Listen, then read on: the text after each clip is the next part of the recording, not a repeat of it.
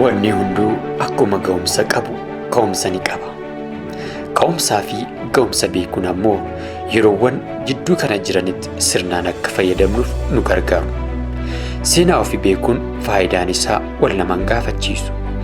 Kanaaf beektonni dadhabne osoo hin jedhin halkanii fi guyyaa dhamaanii ifaajanii walitti kuusuun barreessanii kaa'u. Dhaloonnis kana irraa waan guddaa barata kaa'as turan.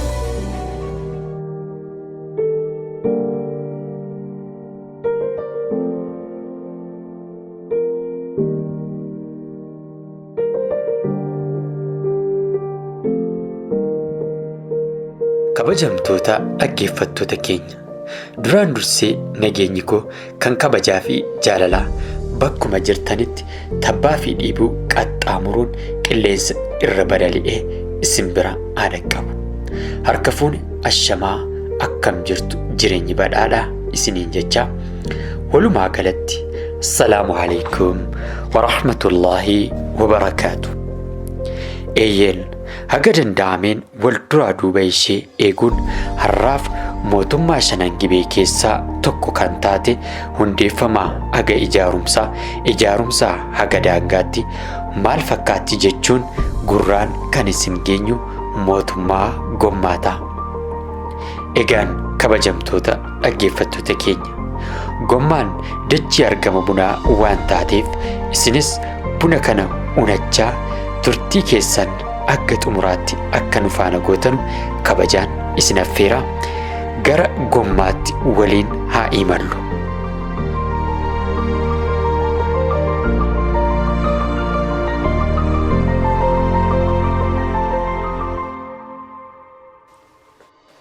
Hundeeffamu mootummaa gommaa ilaalchisee kan manguddoonii fi kitaaboleen tokko tokko barreeffamaan agarsiisan wal dhabu. Odeeffannoon manguddoo irraa argame akka ibsutti mootummaa gommaa kan kaa'ee yookaan kan bu'uuresse Abbaa Bokkeeti. Ergasii kanneen haga dhumaatti turan Abbaa Manuu Abbaa Bokkee, Abbaa Reebuu Abbaa Manuu, Abbaa Jifaar, Abbaa Booqaa Abbaa Jifaarii fi Abbaa Duulaa Abbaa Qirepheeti. Kan daangaa gommaa ammaa murteesse Abbaa Manuu akka ta'an ni himu. Odeeffannoon biraa immoo namni mootummaa gommaa ijaare waliyyii yookaan nama amantii kabajamaa wahii kan awliyaanii jedhamudha jedha. Akka Cajji himetti immoo nama Nuur Huseen jedhamutu hundeesse. Inni Nuur Huseen isaan jaarraa sadaffaa keessa Baalee tureen harkaa wal makate fakkaata. Garuu akka Cajji dubbatetti isa sanarraa adda ta'uu akeeka. Akka yaada Cajjiitti namni Nuur Huseen jedhamu bara 1780 Moqaadishoo irraa ka'ee naannoo Oromiyaa keessa qubatee naannoo gommaatti mootummaa ijaare. Akka Amharic History of Marching keessa jirutti immoo awliyaan inni mootummaa gommaa ijaare naannoo Goojjam irraa dhufe. Dogoggoraan awliyaanitti fudhatame jedha.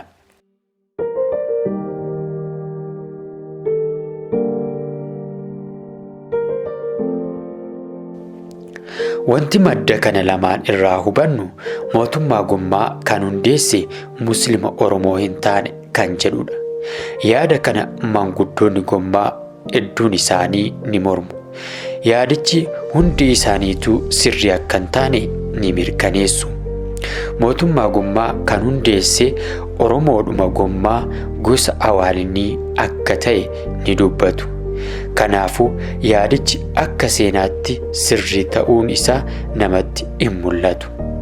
Dhuguma gommaan shanan gibee keessaa biyya jalqaba ummanni ishee guutummaan guutuutti jalqaba jaarraa 19ffaa keessa amantii Islaamaa sirriitti hubatee fudhatedha. Walakkaa jalqaba jaarraa 19ffaa keessa mootummooleen shanan gibee kan biroo Islaama fudhatanus akka gommaatti ummanni hundi Musliima hin taane ture. Garuu yaadni mootummaa gommaa kan ijaare nama Oromoo hin taane Muslima awliyaa wahiiti jedhu dhuguma hin fakkaatu.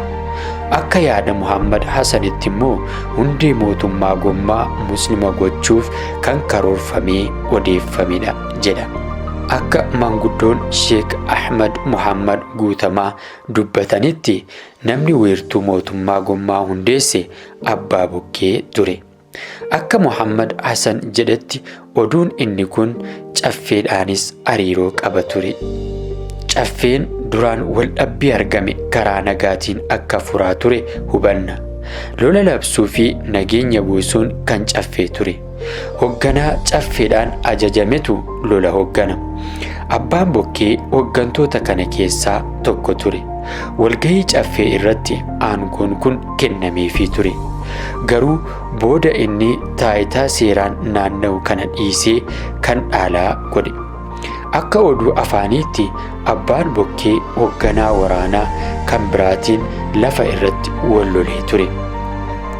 Waldhabbii kana irratti Abbaan Bokkee lafa Yaacii fi Dagooyyee jidduutti argamu to'atan.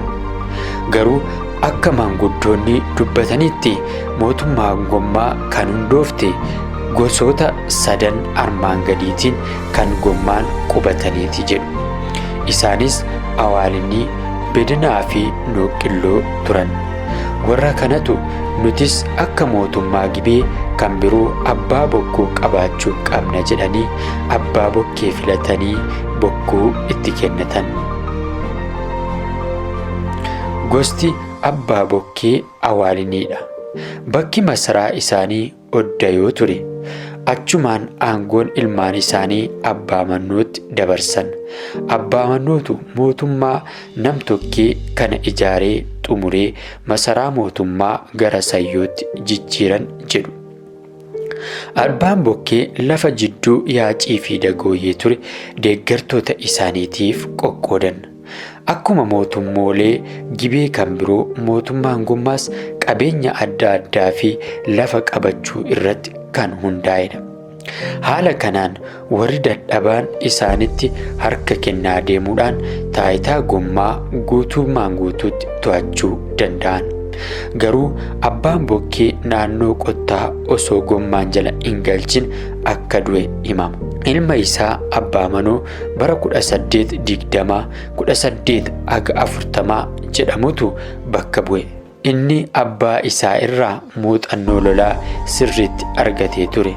Akkuma taayitaa fudhateen waan bilchina qabuuf qottaan gommaan jala galchee uumama mootummaa gommaa xumure.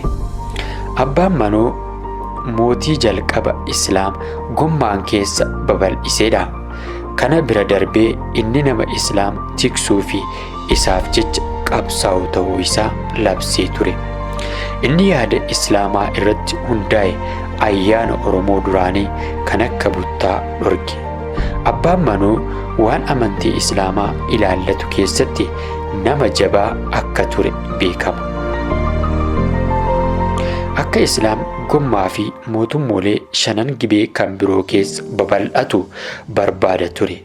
Inni barsiisota amantii Islaamaa fidee lafa kennee fi akka amantii Islaamaa barsiisan gochaa ture.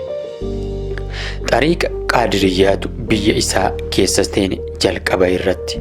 Sababa kana bara 1830moota keessa uummanni gommaa hunduu Muslima ta'aniiru. Bara Abbaa Manoo keessa Islaam qalbii fi sammuu uummata gommaa hunda goonfate. Abbaan Manoo mootummoolee 5 Gibee kan biroo keessa Islaama babal'isuuf baay'ee hojjetaniiru, dadhabaniirus. Akkasuma Islaamnis mootummaa isaa baay'ee jabeesseef. Sababa Islaamaaf hojjechuu Abbaa Manoo kana irraa kan ka'e akka waliyyiitti ilaalama ture. Hojii Abbaa Manoo manguddoota irraa akka hubannetti hattuu fi saamtota biyya irraa dhabamsiisaa akka turanidha. Namoota midhaan facaafatuu hin qabneef warri qabu kennee akka facaasisu ajajaa turan. Yeroo isaanii sana keessa loonis horsiifamaa ture.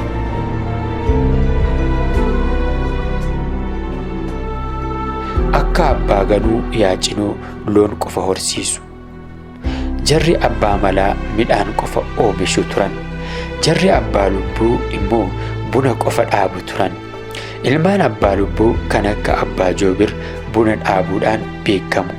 Ilmaan jaraa keessaa namni beekamaan yeroo ammaa tokko abbaa Maccaa Abbaa Dagaa, abbaa Joobir abbaa lubbuu kan jedhamanidha. Dubbiin yeroo baay'ee isaan irraa himamu xiyyaara bituuf bara Hayila Sillaasee birrii keessaatti fe'anii Finfinnee akka deemanidha. Akka maanguddoon dubbatanitti masaraa abbaa manuu naannoo Sayyoo ture jedhu. Akka maanguddoota baay'ee irraa hubannetti abbaa manuu kan bakka bu'e abbaa Reebuuti. Warri booda isaaniis kanneen armaan gadiiti. Abbaa Jifaar abbaa Booqaa, abbaa Duulaati. Kabajamtoota dhaggeeffattoota keenya, egaan seenaa mootummaa gommaa irratti xiyyeeffatee har'aaf isiniif qabannee dhiyaanne kan ammaa dhaggeeffattan ture. Egaa mootummaan gommaa bal'aa fi kan baay'ee nama hawwatudha. Isaan kana ammoo boqonnaa itti aanu keessatti bal'inaan kan waliin ilaallu ta'a. Seeraa kana akkanatti guduunfee gama keessaniin kan dhaqqabsiise ani obboleessa keessan Toofiq Tamaam ture. Yeroo itti aanutti seenaadhuma kana kutaa itti aanu kan itti fufnu ta'a. Har'aaf waan na faana taataniif galata guddaa qabdu. Ulfaadhaa, galatoomaa, horaa bulaa. Wassalaamu alaikum wa rahmatullaahi wa barakaatuh.